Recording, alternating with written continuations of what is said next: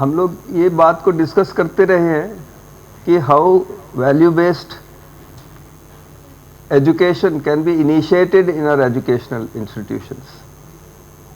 Initiation के लिए क्या करना है और उसके बाद में फिर उसको कंटिन्यू करने के लिए क्या करना है। इन particular about the development of a holistic world vision, ये एक क्रूशियल चीज़ है, क्योंकि जो हमारा करना है वो हमारे सोचने पे डिपेंड करता है। जो हम करते हैं वो जैसा हम सोचते हैं वैसा करते हैं, और जो हमारा सोचना है वो हमारे भाव के ऊपर डिपेंड करता है। जैसा हमारा भाव होता है वैसा हमारा सोचना होता है, और जो हमारा भाव है वो हमारी समझ से ही नियंत्रित हो पाता है। अदरवाइज हम अपने विचार से भाव को सेट करने की कोशिश जितना भी करते रहे वो होता नहीं है, वो अनिश्चित बना रहता है। तो इसलिए ये जो होलिस्टिक वर्ल्ड विजन है, जो हमारी समझ है, जो हमारे अंडरस्टैंडिंग है, वो सबसे महत्वपूर्ण है। तो इसके बारे में हम लोग बात करना चाहते हैं। और वैल्यू एजुकेशन का काम किस तरह से इनिशिएट हो सकता है अलग अलग संस्थानों में, अलग अलग जगह में, उसके बारे में थोड़ी सी बात करना चाहते हैं। हम लोग चाहते तो हैं कि हमारा जो जीना है वो वैल्यू बेस्ड हो। हम चाहते तो हैं कि हम ऐसे जिए कि सभी सुखी रहे, है ना। हम लोग इतना वो करते हैं कि सर्वे भवन्तु सुखिनः, या पूरा विश्व एक परिवार हो, ऐसी सोच रही है हमारे देश में। अभी की जो स्थिति है उसके अंदर हम लोग किस तरह से उस दिशा में बढ़ सकते हैं, तो उसके अंदर एक एक क्रम से एक एक स्टेप अगर हम लोग करेंगे तो उस तरफ हम लोग गति कर सकेंगे। तो हम लोग पहुंचना तो यहाँ पे चाहते हैं, है ना। एक मानवीय समाज चाहते हैं, एक इक्विटेबल एंड जस्ट सोसाइटी चाहते तो वो है, लेकिन वहाँ पर तक पहुँचने का जो रास्ता है वो एक स्टेप में हो जाएगा ऐसा नहीं है। अभी की स्थिति में तो बहुत सारे स्टेप्स लगेंगे, और उसमें ये जो 3 ब्रॉड स्टेप्स हैं, एक नंबर पे वैल्यू एजुकेशन। इसका मतलब जो भी हम अभी शिक्षा दे रहे हैं उस शिक्षा के साथ में ये जो होलिस्टिक वर्ल्ड विजन का डेवलपमेंट का काम है इसको हम शुरू कर पाएँ, incorporating values in existing curriculum. और इसको कैसे करेंगे उसको हम लोग आगे देखेंगे, और उसका एक जो हम लोग के एक्सपीरियंस में अच्छा माध्यम है वो जांच परख अपने में करने से उस तक पहुंचने का काम हो सकता है। सेल्फ एक्सप्लोरेशन के माध्यम से हो सकता है, और सेल्फ एक्सप्लोरेशन के जो प्रस्ताव हैं वो यूएचवी के माध्यम से हम लोग शुरू कर सकते हैं उस काम को। उसके साथ साथ अपना जो गौरवशाली इतिहास रहा है, जो हमारा कल्चर है, उसके बारे में, उसमें से जो प्रयास रहे हैं, जो कर पाए हैं, उसके बारे में जो केस स्टडीज़ हैं, जो एग्जाम्पल्स हैं, जो उदाहरण हैं, वो हमको हमारी शिक्षा में हो। ये दूसरी काम। और तीसरा है कि जो हमारा स्किल डेवलपमेंट है वो नेचर फ्रेंडली भी हो और ह्यूमन फ्रेंडली भी हो, वो सस्टेनेबल भी हो।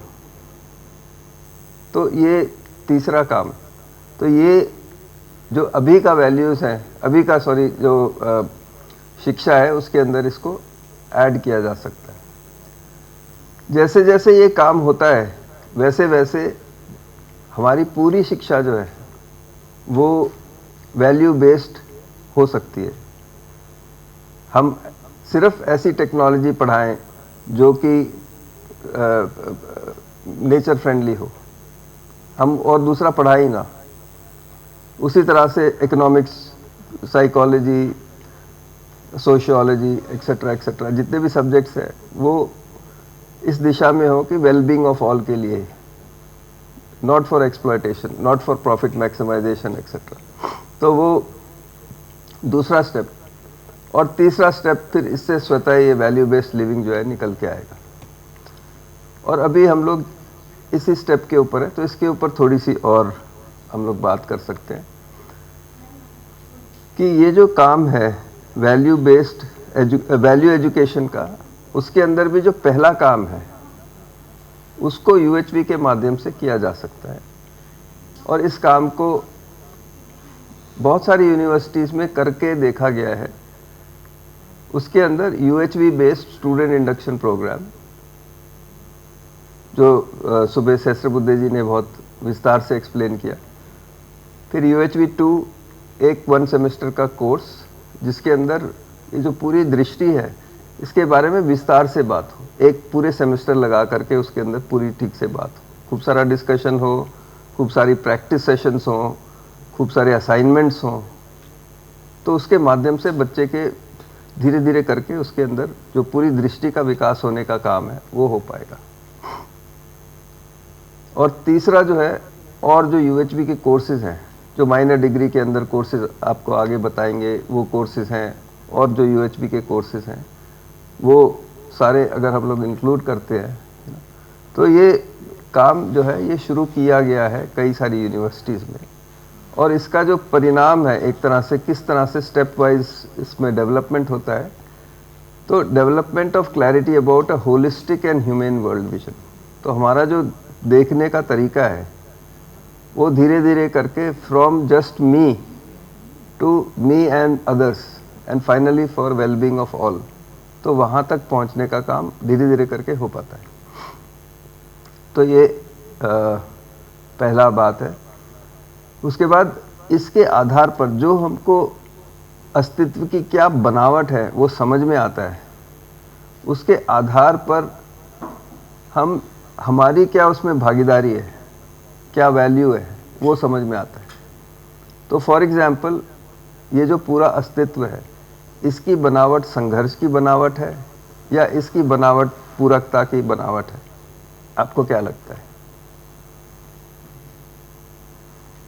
एक कोएग्जिस्टेंस की बनावट है या कॉन्फ्लिक्ट की बनावट है?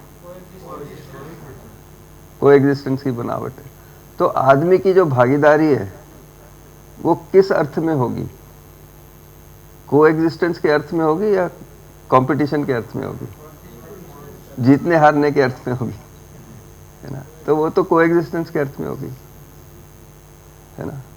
तो वो वैल्यूज जो है वो समझ में आती हैं हमको, स्वतः स्वीकार होती है, और जो स्वीकार होती है हमको नेचुरली जो स्वीकार होती है, फिर हम उसके लिए जो करना है उसको कर पाते हैं। तो ये दूसरी बात। तीसरा, जब हम उन वैल्यूज़ को जीने जाएंगे, जब बाहर उसको व्यक्त करेंगे, एक्सप्रेस करेंगे, तो कैसा दिखाई देगा? हमारा जो बिहेवियर है दूसरे व्यक्ति के साथ में वो कैसा होगा? हमारा जो कार्य है वो कैसा होगा? हम जो प्रकृति है उसके साथ किस तरह से इंटरैक्ट करेंगे, है ना? अगर हमको कोएग्जिस्टेंस समझ में आ जा रहा है, पूरकता समझ में आ जा रही है, तो हम प्रकृति के साथ किस तरह से इंटरैक्ट करेंगे, उसका क्या स्वरूप होगा, वो तीसरी बात। और उसके बाद में जो ये चीज़ें हमको समझ में आई, जो हमारे ध्यान में आया कि हमारी क्या भागीदारी है, फिर उसकी हम प्रैक्टिस करेंगे। उसके लिए हमको स्किल सीखना होगा, उसके लिए हमको कैसे करना है उसका विचार करना होगा। तो ये चौथी बात। और जब हम प्रैक्टिस करते हैं तब जो हमको समझ में आया वो और पुष्ट होता है। हमने ट्राई किया, उसको ट्राई करके फिर समझ में आया कि जो भानु जी ने बताया है ना, तो हमने उसको ट्राई किया। ट्राई करने के बाद में क्या समझ में आया? विश्वास पूर्वक जीना सहज है या अविश्वास पूर्वक जीना सहज है? विश्वास पूर्वक जीना सहज है। तो उससे हमारी समझ भी पुष्ट होगी, जो अस्तित्व का नियम है और क्लियर होगा। और उसके साथ में फिर जो हमारे एजुकेशनल इंस्टीट्यूशन का माहौल है, जो हमारे घर का माहौल है, जो हमारी कॉलोनी का माहौल है, वो धीरे धीरे करके और मानवीय और मानवीय और मानवीय होता जाएगा। तो ये इसका सीक्वेंस है। अब यूनिवर्सिटी के लेवल के ऊपर मतलब हम लोग कहीं से भी शुरू कर सकते हैं, अपने घर से शुरू करना, अपने ऑफिस से शुरू करना, अपने यूनिवर्सिटी से शुरू करना, अपने कॉलेज से शुरू करना, कहीं से भी जहाँ से भी शुरू करेंगे। तो उसके लिए दो चीज़ें हमने लिखी हैं यहाँ पे, बिकॉज हम लोग इस कॉन्टेक्स्ट में बात कर रहे हैं। तो यूनिवर्सिटी के लेवल पे एक तो जो वैल्यूज़ का सेल है, यूएचबी का जो सेल है, उसको हम लोग तैयार करें कि उसकी क्या जिम्मेदारियां होंगी, और हम ये जो वैल्यूज़ का काम है, जो 3 स्टेप्स थे, इसको किस तरह से लेकर जाएंगे अपनी यूनिवर्सिटी में, इसका प्रॉपर प्लानिंग करें और फिर इसको धीरे धीरे करके क्रियान्वित करें। इसके लिए एक इम्पॉर्टेंट स्टेप है ओरिएंटेशन, फेमिलियराइजेशन। क्या हम अस्तित्व को इस विधि से जांच परख कर सकते हैं कि नहीं, इस विधि से हमको इस कंटेंट के साथ में, इन प्रस्तावों के साथ में हम इसको लेके जा सकते हैं कि नहीं। तो ये काम को करना है, और अगर सभी लोग इस काम को कर पाते हैं तो बहुत उपयोगी रहता है।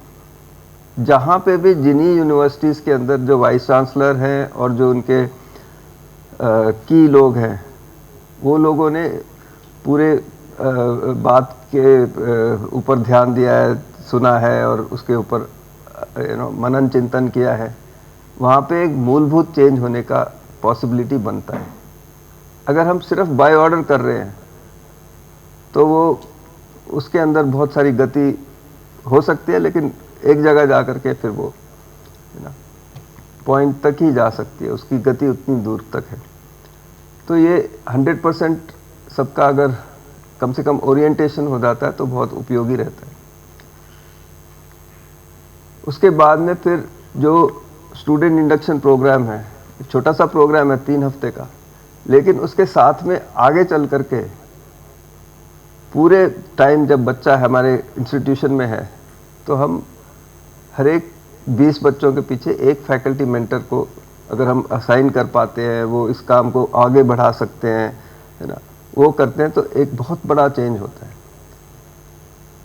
जो बच्चा 14-15 साल का आपके यूनिवर्सिटी में आया है, कॉलेज में आया है, वो अपने घर को छोड़ करके 300-500 हज़ार किलोमीटर दूर आया है, उसको अगर अपनी यूनिवर्सिटी में, अपने कॉलेज में कोई पेरेंट मॉडल मिल जाए, उसका टीचर मिल जाए, उसको मेंटर लिखा है यहाँ पे अंग्रेजी में लिखा, बट वो एक इम्पॉर्टेंट चीज़ है।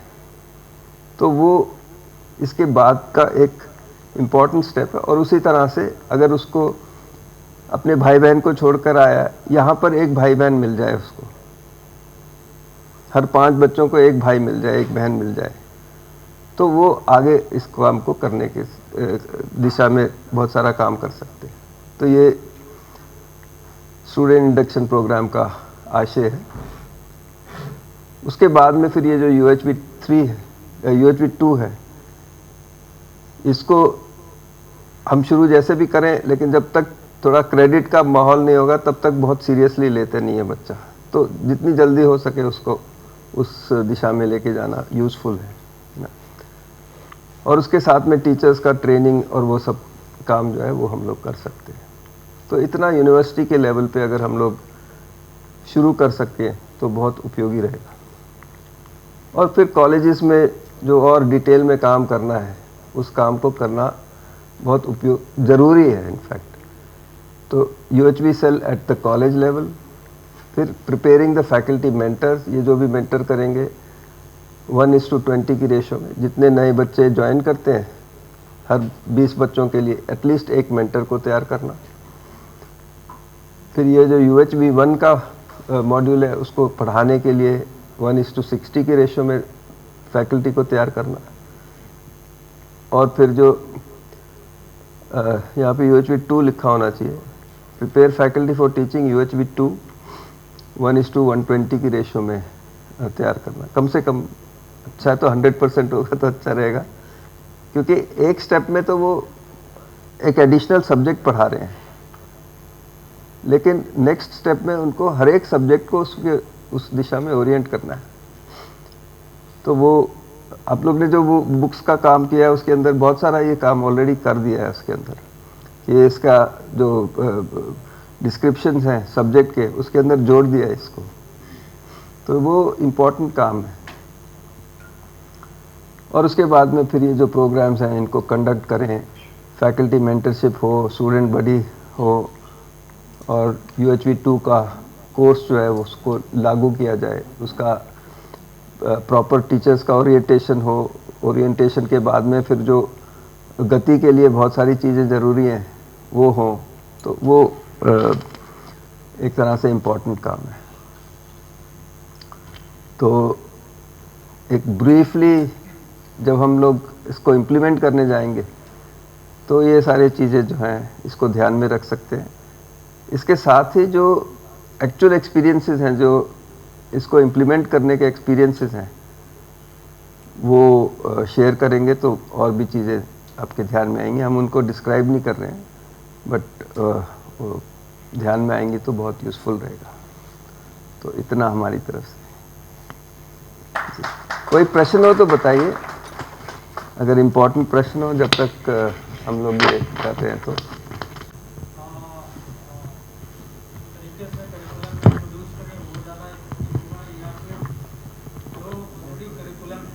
हाँ हाँ, उसके साथ इसको इम्बेड करें और वहाँ से वैल्यू इन्वाइट करें, वो ज़्यादा सफल नहीं, वो सेकंड वाला ज़्यादा सफल प्रयोग रहेगा। लेकिन जब एम्बेड करने जाएंगे ना, तो एक ही स्टेप में आप यहाँ से वहाँ तक नहीं पार कर सकते। आप ट्राई तो कर सकते हैं, सोच तो सकते हैं उसको, लेकिन आप यहाँ से वहाँ दरवाजे तक नहीं जा सकेंगे। तो आपको एक एक स्टेप लेना होगा, और एक स्टेप भी अगर लंबा लगता है तो उसके छोटे छोटे स्टेप्स लेने होंगे। फॉर एग्जाम्पल UHV2 का क्रेडिट कोर्स कर दें, हो सकता है कि वो सब कॉलेजेस मान्य ना करें, उसको माने ना, उसको ऑडिट कर दें। 3 क्रेडिट नहीं कर सकते तो 2 क्रेडिट कर दें, है ना। तो बहुत छोटे छोटे स्टेप्स भी लेने की आवश्यकता पड़ सकती है, लेकिन जितना करना है उसमें तो ये वाला स्टेप तो ज़रूरी है, करना पड़ेगा इसको। और उसके आगे हमको उसको जीना पड़ेगा। हर एजुकेशनल इंस्टीट्यूशन को, जो मानवीय समाज है, इसका मॉडल होना पड़ेगा, ताकि उसमें जीता हुआ बच्चा स्वतः वैल्यूज़ को सीख पाए। जो सुबह बात हुई थी कि भी इसकी ज़रूरत क्यों पड़ रही है, अगर हम जी रहे हैं इसको, तो 4-5 साल में बच्चा स्वतः सीख लेगा उसको। भाषा कैसे सीख लेता है आपकी, कोई भी भाषा हो तो सीख लेता है, 1, 2, 3 साल में सीख लेता है बच्चा। कैसे सीख लेता है, अब उसको बोर्ड पे तो नहीं सिखाते हैं, है ना। तो उस तरह से जैसा जैसा हमारा जीना है उसको सीधा सीधा कॉपी कर लेता है वो। प्रश्न तब उठता है जब वो कॉपी करके सुखी नहीं हो पाता। अगर वो सुखी हो गया तो बहुत बढ़िया है, उसके बाद में उसका वो फिक्स हो गया कि ये ठीक ही हम कर रहे थे। तो वहाँ तक पहुँचना तो ज़रूरी है, लेकिन उसमें छोटे छोटे स्टेप्स लेने की आवश्यकता पड़ सकती है। तो हम लोग ने ये इसीलिए ये 3-4 स्टेप्स की बात की है, इसको ट्राई करके देखा है। तो इतना आपकी बात ठीक है, वहाँ तक पहुँचने की ज़रूरत तो है। इसके अंदर टीचर एजुकेशन में बहुत इफेक्टिव होगा, और वो बहुत ज़रूरी है। पेरेंट एजुकेशन में और टीचर एजुकेशन में, दोनों में बहुत ही ज़रूरी है। लेकिन उसको लागू करने की ज़रूरत है, उसको लागू करने की, और उसको लागू करके फिर उसको करने की ज़रूरत है। उसको सिर्फ एक मार्क्स के लिए सब्जेक्ट, उससे काम नहीं चलेगा। तो ये तो करने की ज़रूरत है ही।